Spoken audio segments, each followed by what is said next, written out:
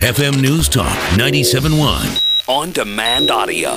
What's up, gangsters? Oh, what is up, gangsters? Just so happens, ladies and gentlemen, we are privileged to have on the phone with us right now, live, ladies and gentlemen, Ann Romney, the wife of Mitt Romney. Miss Romney, welcome to the program.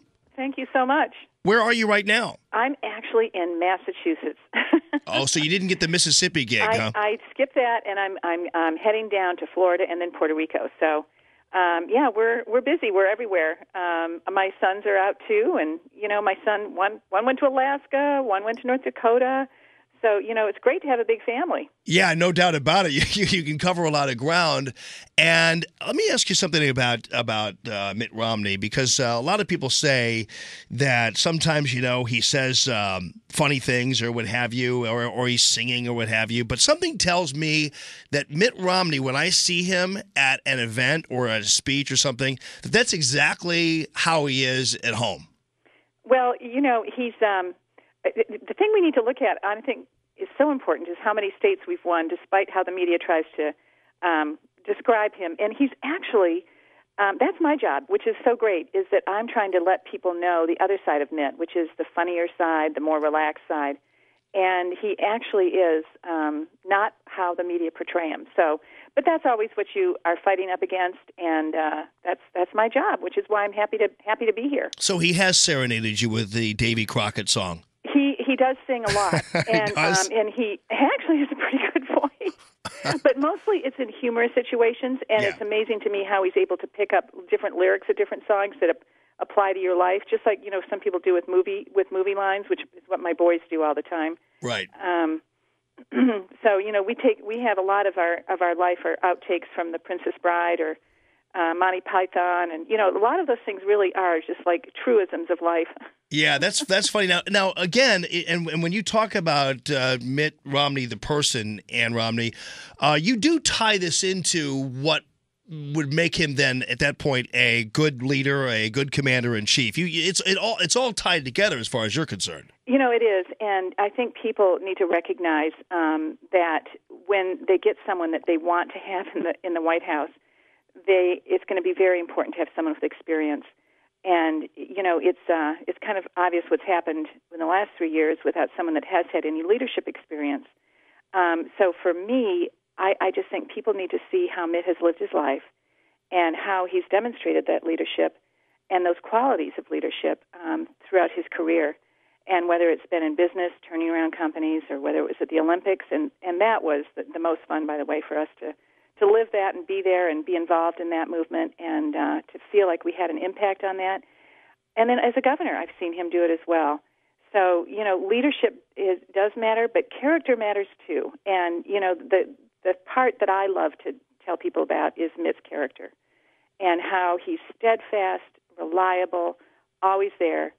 And, for me, that's been important because, he's been there in my darkest hours and in my own personal struggles with multiple sclerosis and breast cancer. Yeah, that's what I wanted to talk about because, first of all, I did appreciate a while back the ad that ran that I thought was one of the most powerful political ads I've ever seen, and that was about it kind of included his marriage and his work and everything else, and it was all about consistency and the steadiness that you talked about, and that really had an impact on me when I saw it. I was like, wow, that's a great ad like that, and I'm sure that you remember it.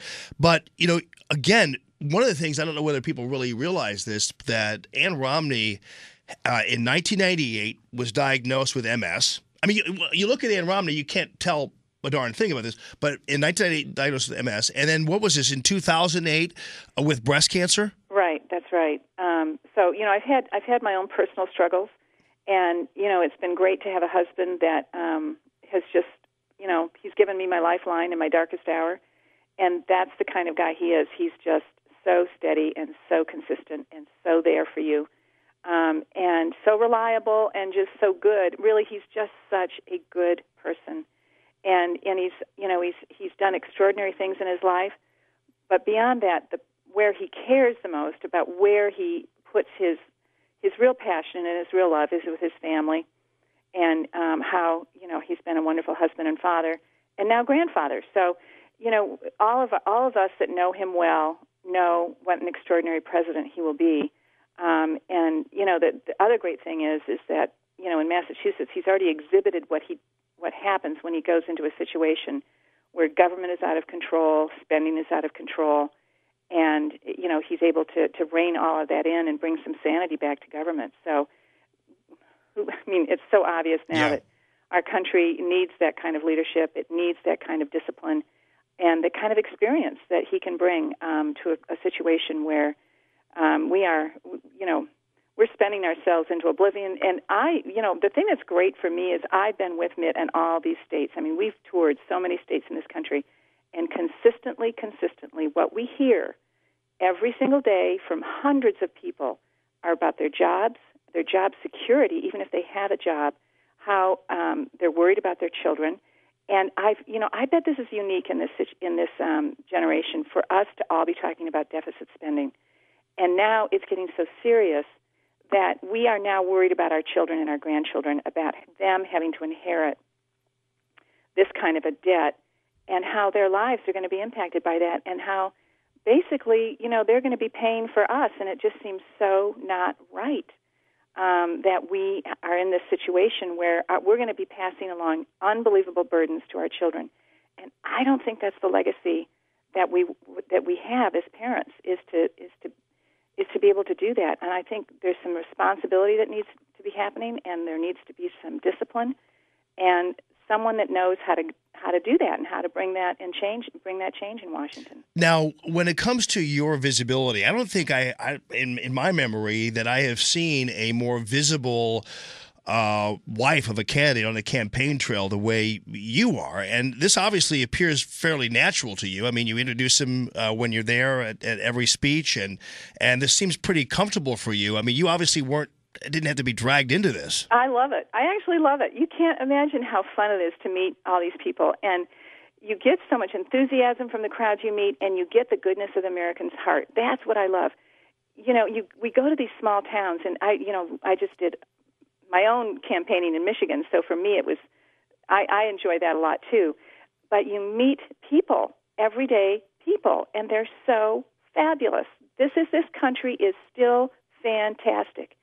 And all of these people out there, I feel, are counting on someone to bring some sanity to Washington, D.C. So, yes, I enjoy it. I enjoy meeting people.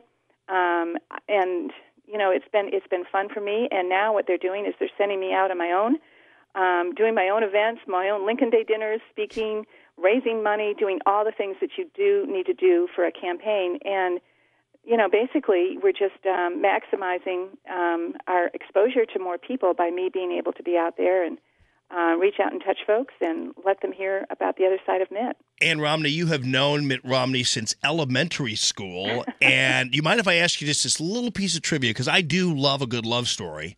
And apparently the word is that Mitt Romney kind of had to fight for you. It was not a done deal at the very outset since elementary school that he was going to be married to Ann. No, it was great. We dated in high school. We actually met in elementary school. Of course, we don't remember. I remember him calling my bus, which was Purple Bus number 7. But he, we obviously were too little then. But in high school, when I was a sophomore and he was a senior, we fell in love. But then Mitt left. He went to Stanford for a year, and then he went and served his church for 2.5 years in France. And so that's 3.5 years he was gone. And, of course, I dated and had a lot of fun in my life, in my young life. I was still, a teenager. And, I think Mitt's heart was getting a little broken when he was knowing that I was out dating. The funniest thing that's happened to me on the campaign trail was going through the checkout counter and looking over and seeing the National Enquirer with my name and picture there saying the cheating wife. And I was so stunned. I'm like, oh, my gosh, it's the National Enquirer, so you didn't really know. And I opened up the article, and I actually laughed out loud. It was that I had dated other people before I married Mitt, and that's how I was the cheating wife. Oh, nice. I know, isn't it? Really, that was my favorite day on the campaign trail. I'm like, I made the National Enquirer. And so, that's what happens in politics, folks. That's how they take a little tiny kernel of truth and twist it. But for me, obviously, they can't really go with that story and fly too much because well, I think anyone that opens the magazine and read the article must have had a chuckle, too. Right. Well, but at least you gave Mitt a chance, because apparently you wrote him a letter saying, I don't know about this whole thing. And he wrote you back saying, please wait for me. Well, I might not have been the wisest thing in the world for me to actually tell Mitt about some of the other fellows I was dating and how I was having a great time. And the poor guy, he's out there killing himself. And so he was worried. He was very worried. And he didn't have to fight too hard when he came home. Yeah. But the interesting thing was we had not been together for 3.5 years. We had not really seen much of each other in that 3.5 years. And when he stepped off that airplane and walked through that gate, and there he was, time absolutely evaporated, and it was like we were right back where we were when he left. And it shocked our parents when we got home from the car ride. We were sitting in one of those station wagons, with the third seat that faces out, that's in 1968. And we got out of the car, and my parents and Miss parents were there, and we're like, well, guess what? We're getting married. Like, that was it. We knew. I mean, everything was back to where it was, and time had evaporated, and it was wonderful. So I will tell you that my parents went into shock at that point, as did Mitt's parents, but we all survived it. Well, good for you, and you have a wedding anniversary coming up in just a couple weeks. We do. Number 43. Wow. Happy anniversary. Okay. Ann Romney, thank you very much for joining us. It's been a pleasure, and thanks for all you're doing for the country and to get the message out. And mittromney.com is where we can find out where Ann's going to be next. But we appreciate you, and say hello to the governor for us, please. I will. Thank you. I'll see him later this afternoon. Sounds great. Ann Romney, ladies and gentlemen. Thank you. Allman in the morning.